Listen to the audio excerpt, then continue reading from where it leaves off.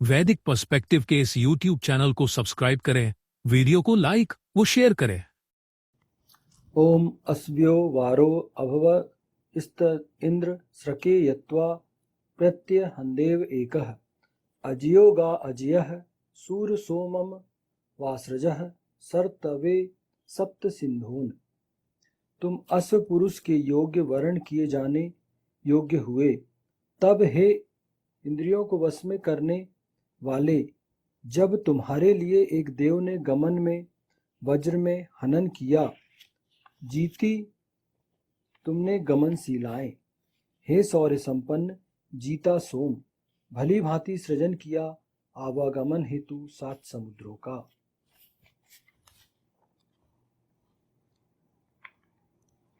ये ऋग्वेद के प्रथम मंडल के 32वें सूक्त का 12वां मंत्र लिया जा रहा है। इस सूक्त में कुल 15 मंत्र हैं और 32वें सूक्त में कुल 15 मंत्र हैं। इसके ऋषि भगवान हिरण्यस्तूप आंगिरस हैं और इस सूक्त के मंत्रों का जो दिव्य विषय है वो इंद्रियों को वश में करने वाला है। इस सूक्त के जो मंत्र हैं उनका छंद त्रिष्टुप तथा स्वर जो है धैवत है। संपूर्ण 15 मंत्रों का स्वर धैवत है, मतलब इसका गान यदि किया जाए तो धैवत स्वर इसमें लगता है। तुम अश्व पुरुष के योग्य वर्ण किए जाने योग्य हुए, तब हे इंद्रियों को वश में करने वाले, जब तुम्हारे लिए एक देव ने गमन में वज्र में हनन किया। इंद्रियों को वश में करने वाले पुरुष को वर्ण किए जाने योग्य अश्व पुरुष बनना है।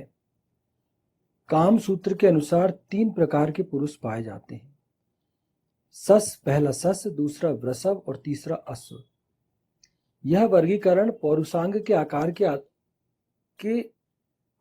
के आधार पर किया गया है। मतलब यहाँ बिल्कुल बहुत क्लियर बोला गया है कि जो इंद्रियों को वश में करने वाला पुरुष है, यहाँ इंद्र को संबोधित किया गया है कि जिसकी इंद्रियां उसके वश में हो, उसको वर्ण किए जाने योग्य अश्व पुरुष बनना है। मतलब ऐसा पुरुष बनना है कि लोग उसके पौरुषत्व का उसके जो पौरुषत्व है उसका उदाहरण दे कि पुरुष हो तो ऐसा, वो वर्ण किए जाने योग्य, पुरुषों द्वारा वर्ण किए जाने योग्य, कि यार पुरुष ऐसे पुरुष बनना चाहिए, अश्व पुरुष बनना है। अश्व पुरुष मतलब जो बिल्कुल पौरुषत्व में अश्व के समान हो। जैसे अश्व की क्या विशेषता है कि वो बहुत अधिक तेज दौड़ता है और पौरुषत्व में भी उसका कोई सामी नहीं। बहुत मतलब पुरुष से उसकी पौरुषत्व से उसकी तुलना की गई। मतलब उसके जो नेचर है उसमें उसका जो प्राकृतिक स्वभाव है अश्व का, उसमें स्वाभाविक गति है, तो इसलिए उसकी संज्ञा दी गई है। तो जो इंद्र के विषय में बहुत ही क्लियरली कहा गया, क्योंकि वेद ये मानता है कि जो व्यक्ति जब जन्म लेता है और वो जब बड़ा होता है और वो जीवन में प्रवेश करता है तो उसका पुरुष होना बहुत अधिक आवश्यक है। क्योंकि अगर पुरुष नहीं होगा तो वो अपनी परिवर्तन, जो सामाजिक परिवर्तन है, पारिवारिक परिवर्तन है, सामाजिक परिवर्तन है, वो बिल्कुल नहीं कर पाएगा। क्यों? क्योंकि अगर खुद दबने वाला होगा तो कोई और उसको लीड करेगा। लेकिन अगर वो पुरुष होगा तो स्वयं निर्णय लेगा, स्वयं अपने अनुसार काम को करेगा, कार्यों को करेगा और अपना एक स्थान निश्चित करेगा।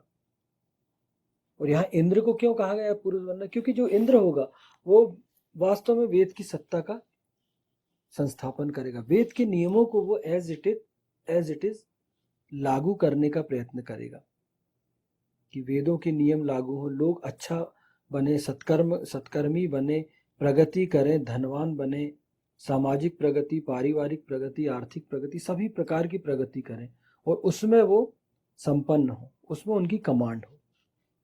तो यहाँ पुरुष कह के, आज तो पुरुष कह के सिर्फ छोड़ नहीं दिया गया कि उसको बहुत अच्छे से, यहाँ पर बहुत अच्छे से उसका व्याख्यान किया गया।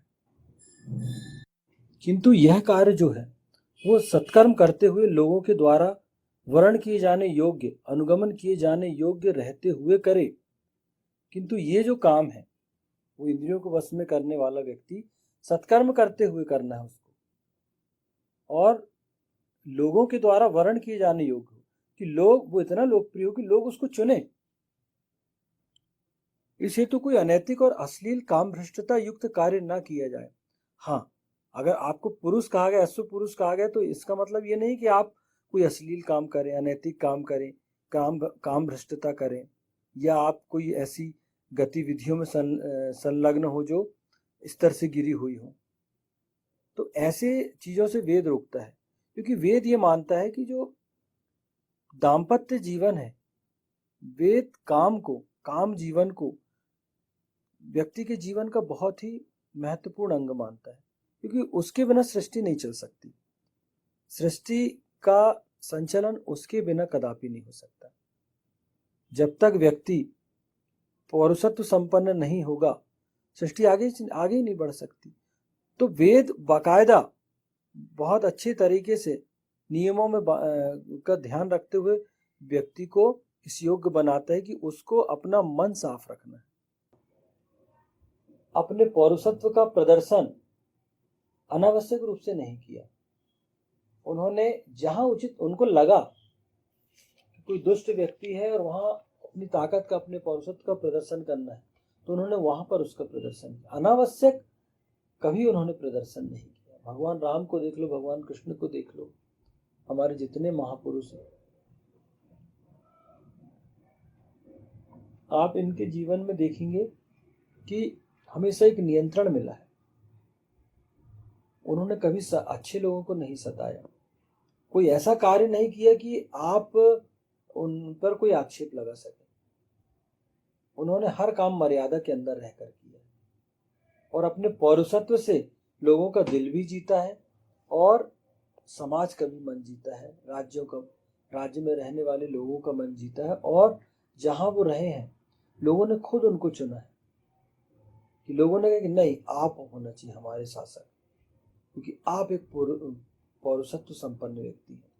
तो यहाँ पर पौरुषत्व से आपको तात्पर्य कहीं आपको बहुत व्यापक रूप से लेना पड़ेगा कि पुरुष क्या होता है, जो हमारे नायकों ने करके बताया। ये इस पौरुषत्व की बात वेद करता है, और वेद ये कहता है कि अगर कोई दुष्ट व्यक्ति, कुटिल व्यक्ति, वृत्र व्यक्ति जो आपके मार्ग में रोड़े अटकाएगा, तो सृष्टि के नियम ही उसको दंडित करेंगे, क्योंकि सृष्टि कभी दुष्टों का साथ नहीं देती। ईश्वर के नियम कभी भी दुष्टों का साथ नहीं देते, असत्य का साथ नहीं देते। और जो क्लियर है, सृष्टि के नियम क्लियर है कि सत्य का साथ देंगे, सत्य असत्य। तो जो सत्य के पाले में जो रहेगा, चाहे वो कोई व्यक्ति हो, वो इससे लाभान्वित होगा, और दुष्टता के पाले में जो रहेगा, वो व्यक्ति उसको इससे हानि होगी। क्योंकि सृष्टि के जो नियम है, ईश्वर के नियम किसी का चेहरा नहीं देखते, ये मुझे प्रिय है तो मैं इसके हिसाब चलूंगा, नहीं। वो नियम काम करते हैं लोगों के जो उन नियमों के अनुसार आचरण करता है, वो उनको लाभान्वित करते हैं। यह हनन गमन में भी हो सकता है तथा वज्र के समान अस्त्र शस्त्रों से भी हो सकता है।